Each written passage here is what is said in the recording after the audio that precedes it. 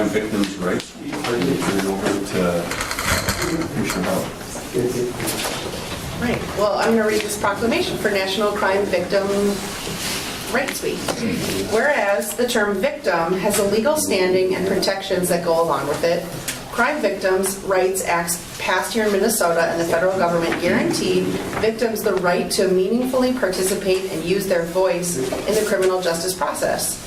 And whereas victim service providers, advocates, law enforcement officers, attorneys, and other allied professionals can help survivors find their justice by enforcing these rights. And whereas the right to provide an impact statement ensures the victims' voices are considered in court during the sentencing and when applicable, restitution processes. And whereas including and elevating the voice of survivors makes certain they are heard and seen and creates a path to forging and sustaining community trust and engaging those survivors creates responses and services that are credible, meaningful, and centered on individuals' needs. And whereas survivors' lived experience can serve as a catalyst for implementing innovative programs, shifting existing programs in new directions, and changing policies or practices that prevent survivors from accessing services or pursuing justice. And whereas National Crime Victims' Rights Week provides an opportunity to recommit to listening to crime survivors in every space where decisions are made that could impact them, and St. Louis County is dedicated to amplifying the voices of survivors and creating an environment where survivors have the confidence that they will be heard and supported. Therefore, be it resolved that the St. Louis County Board does hereby proclaim the week of April 23rd through 29, 2023 as Crime Victims' Rights Week, reaffirming St. Louis County's commitment to creating a victim service and criminal justice response that assists all victims of crime during Crime Victims' Rights Week and throughout the year, and expressing our sincere gratitude and appreciation for those community members, victim service providers, and criminal justice professionals who are committed to improving our response to all victims of crime so that they may find relevant assistance, support, justice, and peace. Support. Commissioner. Support. Commissioner. And I'll turn it over to Attorney Nick.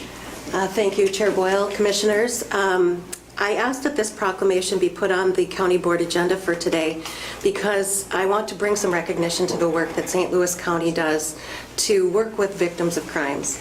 We have in our office a victim witness group currently consisting of 7 members that works to engage with victims of crimes as they deal with our office and the court process in the criminal justice system. I have Jerry Konechny here today. He's the head of our victim witness division. He's going to talk a little bit more about the division, but I just want to thank him and his team for the work that they do every day. He's going to share some statistics about how many victims our office reached out to, but I also want to bring some attention to the entities in the community that we work with that also support survivors of crime. There's too many to name, but we hear about them regularly, and we have one who's going to speak to us later today in the meeting. But for now, I'd like to first of all thank everybody that works with victims of crimes to help them navigate the criminal justice process, and also Jerry and his team for the work that they do for our office and for victims in our communities. Good morning.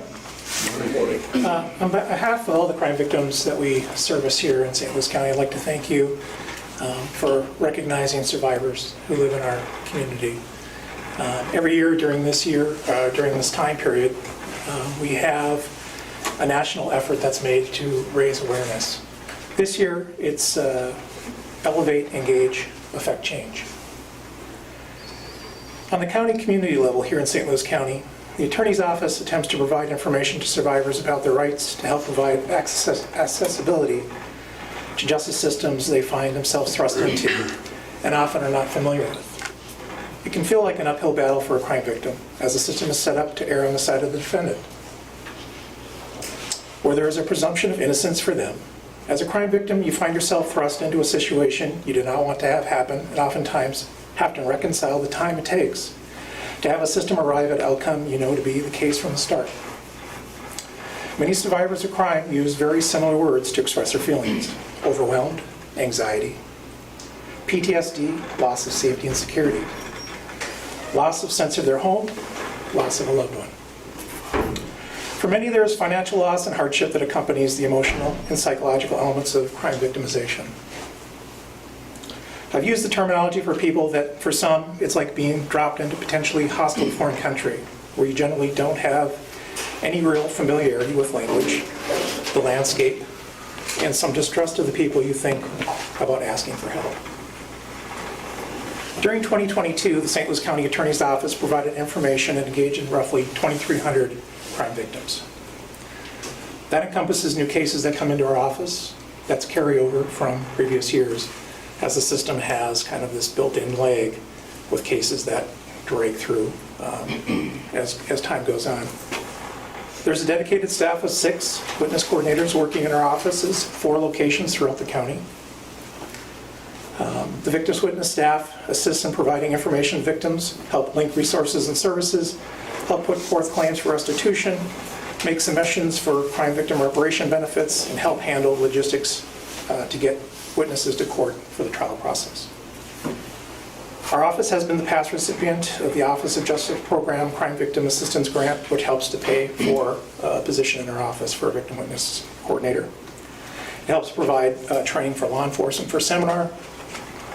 It provides the ability to provide additional resources, financial resources and supportive resources for crime victims. We're currently in the process for renewing that grant. It's a competitive grant process, and we'll find out sometime probably midsummer whether or not we're going to be reallocated that money. Our county community is blessed with strong nonprofit organizations that help to provide additional supportive services and resources specific to crimes involving child assault, sexual assault, domestic abuse, and shelter services. Having shared vested interests in supporting crime victims helps to ensure they don't go through the system alone and have an opportunity to be heard. In closing, I'd like to thank the board for supporting and acknowledging crime victims in our community. Your support as county leaders shows the level of care and concern you have for crime victims and their families. It's also a strong message of support to the employees working in our county offices, the community organizations, nonprofits, and residents here in St. Louis County, that crime victims have a standing in our community and are not forgotten.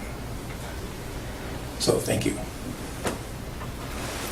Before I turn it back to the board, I just want to recognize Jerry, too. He's been with the county for 5 years, and he's done really great work leading the division of the victim witness group in our office. He's been innovative and looked for ways to improve the services that we deliver, and I'm really grateful for the 5 years that he's given our office. And I also want to recognize that he's retiring next week, and I'm very, very disappointed, but happy for him. So, thank you, Jerry. Thank you, Jerry. Thanks. Thank you very much. Commissioner comments on the proclamation? Yeah, Commissioner?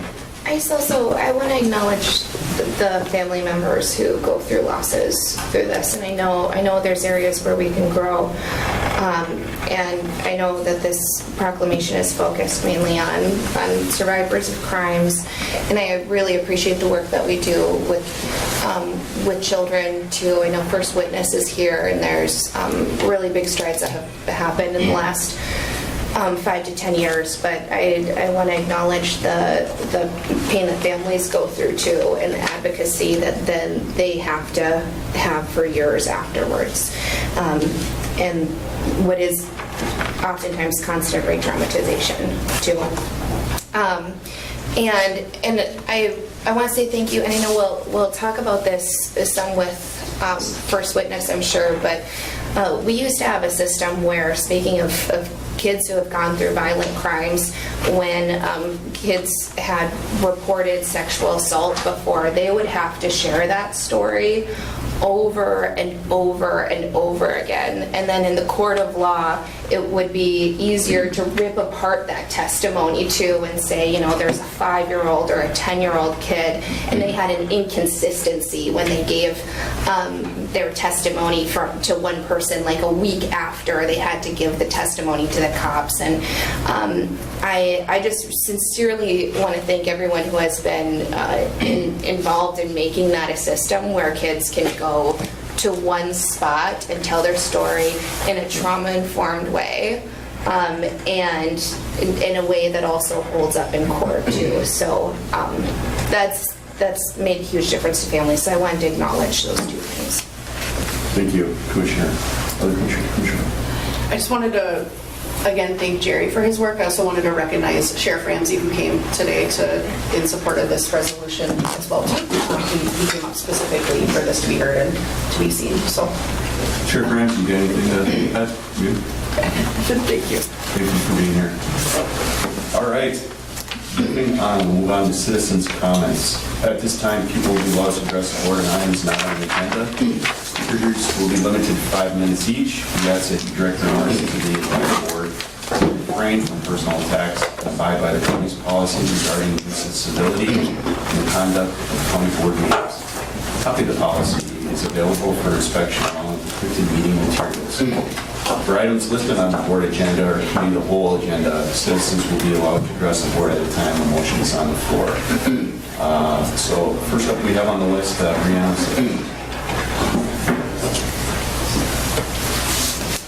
Welcome.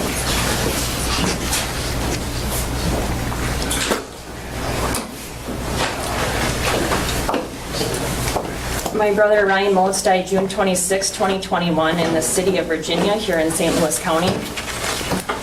As a victim of his unprosecuted homicide and as our family representative, I would like to inform you that this is National Crime Victims' Rights Week. You beat me to it.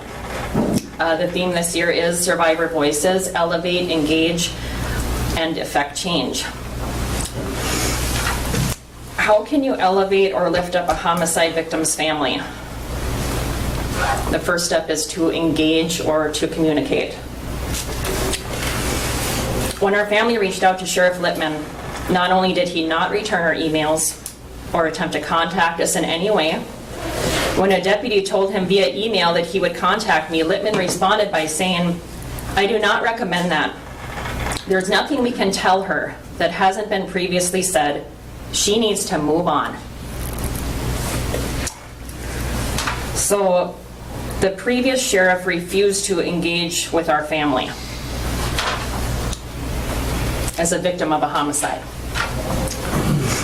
Now, I don't know if you've noticed, but Ross Littman isn't here anymore, so he's the one that obviously needed to move on. I'm not going to move on. I'm going to stay here until my brother's homicide case results in some form of a charge.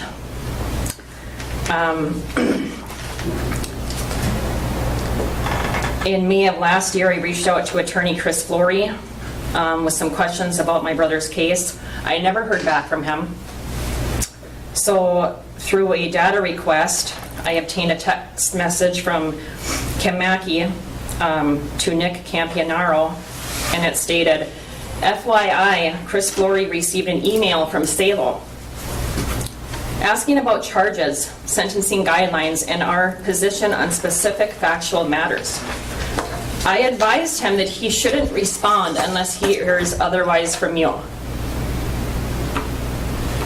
Family of a homicide victim. So once again, we have an elected official advising a public servant not to engage with the family of a homicide victim.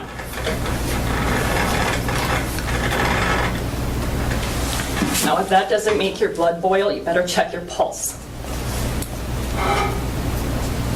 We received 0 victims' rights resources from the county attorney's office.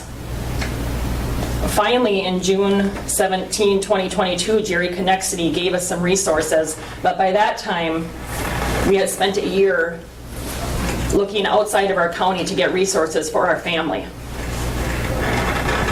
Too late. There's many more examples I could share, but my mission today is not to go over all the unethical conduct our family was subjected to. My mission is to make you aware as a board that no matter what you just heard with your proclamation, there is a problem in our county with victims' rights and the access to and engaging. It's too late for our family. You can't take that back. But you can make sure it doesn't happen to the next family, because there's going to be more families, unfortunately. so you can be part of the solution for the county that you represent, for the families that you represent. You can't affect change if you're unwilling to engage. If you're unwilling to come alongside the family and ask what their experience was, how can we make it better? What can we do next time for the next family that's going to be thrown into this? So in closing, when you bow your head in a moment of silence for victims of violence, I'd just like to ask, what are you thinking of? Are you thinking of the victims? Are you thinking of their families? Maybe you're thinking of, how can we better help them? I'm going to give you some advice. Your silence achieves nothing for victims. It might look good for the camera, but it doesn't do anything for the victims themselves. So I encourage you, the next time a crime victim reaches out to you in your official capacity, just remember, elevate, engage, and affect change. Because when it comes to victims' rights, St. Louis County is in great need of that change. And last, the following list of names belong to people who have supported our family and have left a lasting impression as having a heart for victims. They have the courage to affect change. Chief Nicole Matson, Deputy Chief Chad Nicola, Detective Jerry Crowell, Detective Matt Kelly, Imran Ali, who is our victims' rights advocate, Rebecca Cuddy from the Crime Victims Justice Unit, John Ramos from the Duluth Monitor, and your very own Commissioner Ashley Grimm. Thank you. Next up, we have Melissa Bell.